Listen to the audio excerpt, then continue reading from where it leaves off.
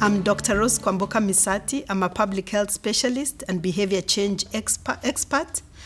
I'm a certified family trauma professional, cognitive behavior therapy practitioner, parenting and relationships coach. I'm the founder and director of Effective Parenting Solutions Company Limited. On a day-to-day, I help individuals and families heal from their past hurts, clarify life goals, manage their feelings, handle conflict, and develop effective communication skills that would help them lead impactful lives even as they enjoy fulfilling relationships. Today we are going to talk about sexuality. The question is, what is sexuality? There are many definitions of sexuality. However, there is one that I find I resonate very well with, and we are going to use it today for purposes of what we are going to share as we go on in the presentation for today. Sexuality is our uniqueness as male and female, created in the image of God, for connection with Him, that is God, and also connection with one another. This definition is critically important because we live in a gender-fluid society where the gender role confusion, especially for the younger generation. The Bible says male and female, He created them. So male and female, we are created uniquely in the image of God. And this is for purposes of connection to God and also to each other. Talking about sexuality, we have both healthy and unhealthy sexuality. So let's talk about healthy sexuality, starting from the positive side. So when we talk about healthy sexuality, is whereby it's not just the absence of diseases that are related to our sexuality, but it's whereby one has self-esteem when it comes to their sexuality. They embrace all their sexual parts, their sexual feelings, their arousal. They are able to ask for their sexual needs to be met in a safe relationship. They are able to say no to advances that are not welcome when it comes to the area of sexuality. They are able to enjoy full expression of their sexuality to the point of orgasm without shame, fear, or guilt. Do we have healthy and unhealthy sexuality? Yes, we do.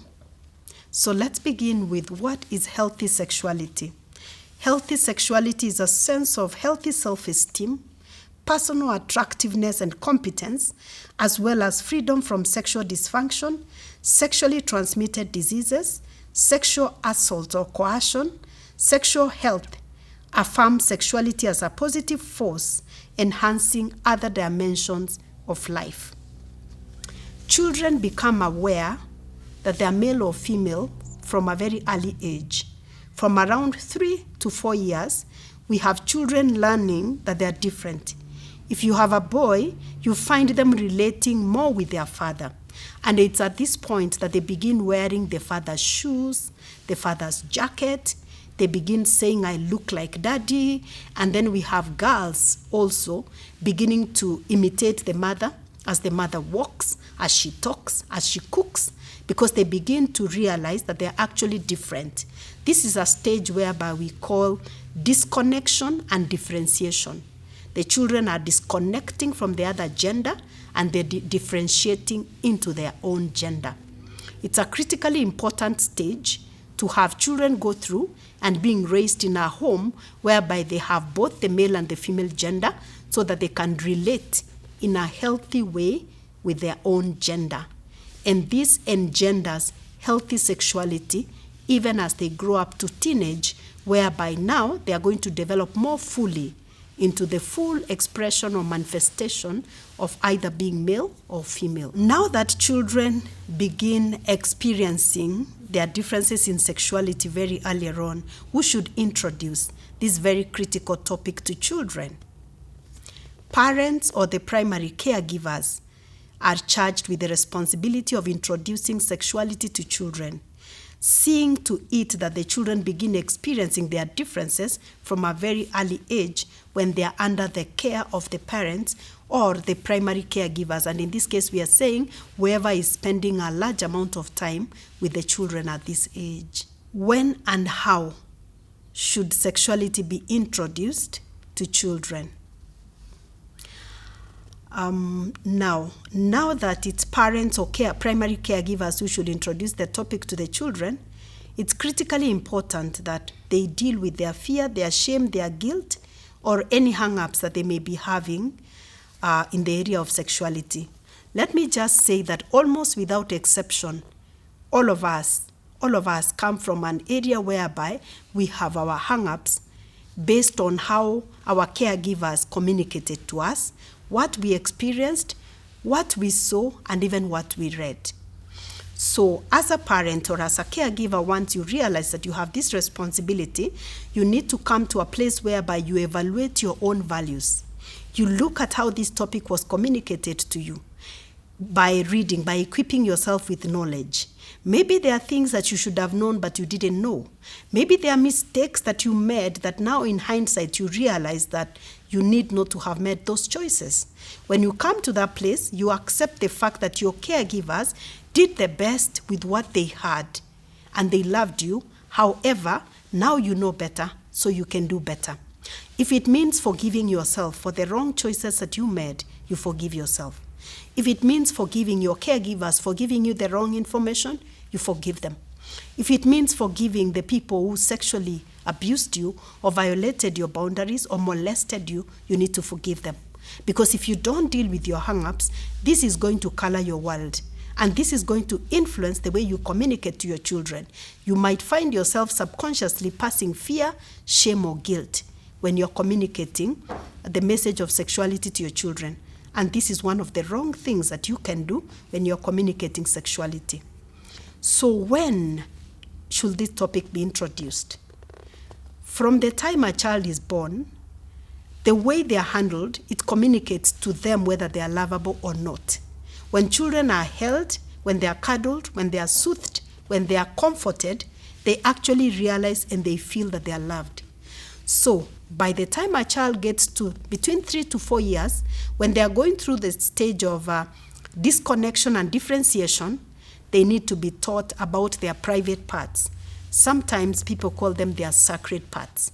It's important to name those parts by name. And the private parts, just to make it simple, they are the parts of the body that are generally covered by a bath suit, by a swimming costume. So they are those parts that are covered.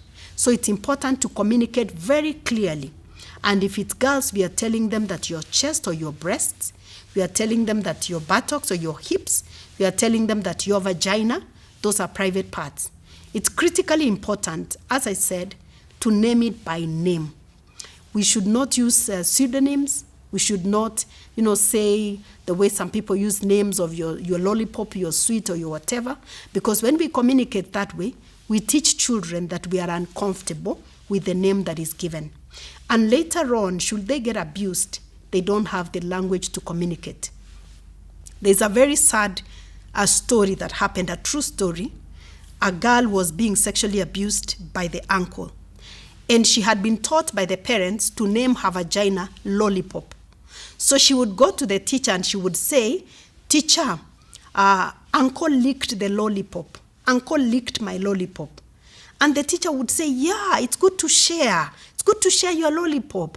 Keep on sharing your lollipop with your uncle." And the girl kept on being sexually abused by way of licking the vagina until it was too late. By the time the parents are discovering the child was sick, she was admitted, and that's when she said, "Uncle has been licking my lollipop," and the parents understood what the lollipop meant. Just imagine how much would have been done if this girl was exactly told the name of this body part. So it's important that 3 to 4 years, we teach the children their private parts, and we teach them that they need to dress privately. We teach them how to clean their private or their sacred parts, and privacy goes both ways. So we teach them also to respect other people's privacy. As much as possible, let the parent be the one to clean the child, because these are teachable moments. As they are cleaning, they'll also be explaining to them. Avoid bathing siblings together. Whether it's girls, or even boys and girls, avoid bathing them together, because that way we are modeling privacy. Okay? So when the child gets between 6 and 7 years, they need to be taught what sex is. It is helpful to use a picture book. If possible, there are many picture books available that the parent can use to teach them what sex is. Why is this important? It's important because if the parent does not communicate what sex is to the child at this age, they will go out there, somebody else is going to teach them, and you may not share values with this person. So communicate what sex is based on your family values. If your family values dictate that sex should only be enjoyed within the confines of marriage, communicate the same. I have some parents who tell me when I'm teaching their children that for me, sex can be enjoyed when my children get to 18. So please tell them when they get to 18 and they love somebody, they can go ahead and have sex. Those are family values. So it's important to communicate your family values. 6 to 7 years, teach them what sex is. When the children get to teenage, about 12 years, 13 years, now talk about homosexual relationships. So you have talked about heterosexual relationships between 6 to 7. So as they get to teenage, now you're building on. Because sexuality is a topic that grows over lifetime. It's not a one-time event that I have taught my children sexuality and I'm done. So you keep on building. So you started by teaching them their sacred parts, their private parts, and that they're private. Nobody should touch, nobody should lick, and nobody should see. Lick, very important. Nobody should touch, nobody should lick, and nobody should see. So by the time you're teaching them sexuality, then you're telling them, okay, this is reserved for marriage or adulthood. Then later now, you have a ground, you have a basis to talk about the homosexual relationships by the time they are 13, 14 years, and talk about crushes. Because now they begin to experience this attraction that sometimes can be overwhelming to the opposite gender. So you talk about the attraction they're having, and I'm just giving a guide when I talk about the age. However, some children mature faster, some children are exposed earlier. Seize the teachable moments. If a child asks you at 5 years, Mommy or Daddy, what is sex? It doesn't mean you tell them, wait until you get to 6 to 7 years. Respond to that teachable moment. As long as you're giving them truthful, honest, factual, and family value-based information, you're safer giving too much too soon than too little too late. Let me repeat that. You're safer giving too much too soon than too little too late.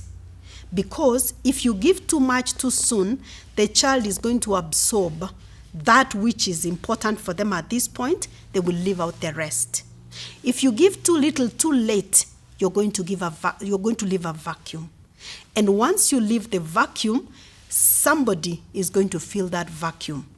And you actually may not share values when it comes to somebody else filling that vacuum. Let me share a story, something that I experienced in my own life talking to my children. I have older children and younger children. So when I'll talk to my older children who are teens, who are still teenagers, about pornography, my younger son would also listen. We are talking about sexuality, pornography, he would also listen. Fast forward, we had somebody living in the home, and this person was actually watching pornographic content. And my younger son was about 7, 8 by then. He looked and he saw. When he saw that, because he couldn't pronounce the name or the word very well, he said, "You're watching pornography. That is wrong." And so he came to me and said, "Mommy, so-and-so is watching naked people on the phone." And I was very grateful because I'd already communicated to him, because he ran away. When he saw that, he just said, "No, we are not supposed to watch that," and he ran away. And I realized the value of giving too much too soon. If really you have to err on the side of giving too much, because sometimes parents don't know the balance. They keep on asking, okay, am I telling my child too much? So really, if you have to err on the side of giving too much too soon than too little too late. What is unhealthy sexuality? Unhealthy sexuality may signify presence of a disease related to sexual expression or to one's sexuality. However, much more and beyond that, unhealthy sexuality encompasses many harmful learned behaviors and attitudes about sex, relationships, and even about gender. Unhealthy sexual relationships are a product of mass media mainly that teaches objectification and body shaming, violent sexuality, and even stereotypes. So we talk much more and beyond disease to the attitudes that somebody may have learned over time. And this is critical because we are talking about learned. Because when a child is growing up, they grow up embracing themselves. They can actually walk naked and they don't feel shy, they don't feel ashamed. It's adults then who begin teaching children shame when it comes to the area of sexuality, especially when it comes to adults who haven't dealt with their own fear, shame, guilt, and even hang-ups. So unhealthy sexuality encompasses all this, and as we said, mostly learned from people and even from the mass media, and ultimately one learns to objectify or even to body shame themselves or even the other people. In which common ways is unhealthy sexuality manifested? Unhealthy sexuality may look like many things, and today I will pick about 6 ways in which unhealthy sexuality is manifested, and then I will narrow down to 2 common manifestations that we currently see. And unhealthy sexuality looks like this: putting oneself in a dangerous situation, that is, making the choices that put somebody in risky sexual behaviors, either by one-night stands or by having sex with people that somebody may not know or somebody may not have a relationship with them in that way, or even using their bodies to get income, having what we call sex work. Then we also have situations whereby somebody turns to sex when they are sad or when they are anxious. So they use sex to numb the feelings that they have instead of processing and dealing with their feelings. We also have situations where people use sex as a tool, maybe as a tool to express their femininity or their masculinity. We also have situations where somebody cares for their partner much more than for themselves, whereby they say, I have to give in to sex so that I can be in a relationship with this person. So they are caring more about what the other person needs much more than them. We also have whereby people don't respect the boundaries of others. Remember we said when children are 3 to 4 years and they're being taught about their private parts, they need to be taught to respect other people's boundaries as they expect theirs to be respected. So when we have somebody either harassing others, they are assaulting or they are touching other people inappropriately without their permission, that's unhealthy sexuality. Then we have situations where people pleasure themselves. So sexuality is about connecting with other people whom we are in a relationship in that way. But when we have people pleasuring themselves, we have people objectifying themselves, that's unhealthy sexuality.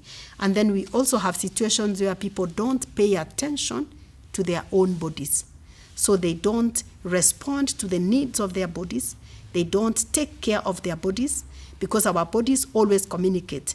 There is a book that I've alluded to previously that has been written by a psychiatrist, and it says the body keeps the score. Our body always communicates what we need to do at any one point. So when we have people not listening to their bodies, maybe they are not feeling like they're in the mood for sex, maybe they are feeling sick, but then they are pushing themselves to go ahead and engage in sexual acts, that is unhealthy sexuality. So the 2 common ways that we normally experience or we observe unhealthy sexuality is through the use of pornographic material, pornographic content, or even through masturbation, which is self-pleasuring. So these are the 2 common ways that unhealthy sexuality is manifested. So what's pornography? Pornography is whereby there is printed or visual content that is explicit with sexual acts or sexual organs that is meant to stimulate one sexually. Pornography has evolved over time. Before the advent of the mass media, We had places where people used to go. They were called strip clubs, where people would go and they would see people stripping, mainly females, but also males, and where they would see them exposing their sexual organs, and even sometimes even people having sex publicly. And the reason why this is unhealthy sexuality, going back to what we talked about, teaching children sexuality, we said when the children are 3 to 4 years and they are being taught their private parts, they are taught that these are your private parts, nobody should see, nobody should touch, and nobody should lick. So when we talk about pornographic content now, this flies across the face of what we talked about, that the private parts are private. And when children have been taught about their private parts, and these lessons have been reinforced over time, you will find that anytime they are getting exposed to pornographic content, they do realize that no, this is somebody's private parts. I should not see them. I should not touch them. I should not lick. And people should not have indulged in sexual pleasure publicly. How common is this practice of pornography? This practice is widespread. The average age of exposure has been given at 11 years. When I was looking at the statistics, I realized that these statistics were given pre-COVID. I think now with COVID and online schooling and a lot of exposure to the mass media, I actually think that it might be at a younger age. However, the statistics given it's at the age of 11 years actually, 10 to 11 years. And daily searches for pornographic content has been estimated to be 68 million daily searches of pornographic content. About 2/3 of men have confessed to have watched pornographic content, and 1/3 of women. So 2/3 of men and 1/3 of women. So let me take this again. The average age of exposure at about 11 years, estimated 68 million searches every day. 2/3 of men have watched pornographic content, and about 1/3 of women. More men have watched pornographic content because men are mainly visual by nature, while women are sensual. So more men would be exposed to pornographic content. This is a very worrying trend, especially when the introduction is at a very young age, because by nature, children are vulnerable, they are dependent, and they have a lot of neural connection. You know, their brain is developing at this age. And some of the images that are watched, they don't go away. And because pornography is addictive, the more somebody watches, the more they want to keep watching over and over again because it releases dopamine. Dopamine is a feel-good chemical that is released. So imagine a child beginning to watch pornographic content at 10, 11 years. They want to watch more, and they want to watch more complex, because you will find that the dose or whatever they were watching at a particular time and getting satisfaction, they no longer get satisfaction.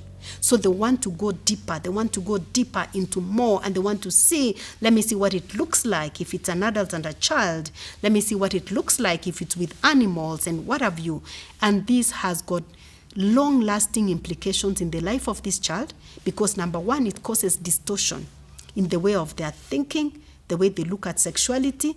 And then again, it actually leads the children to be even isolated. It affects social relationships, and it also affects the learning ability of these children who are growing. So it's really a very worrying trend now that we are even having more exposure to the mass media because we are working online, we are doing a lot of online. There's a lot of, online schooling happening among the children.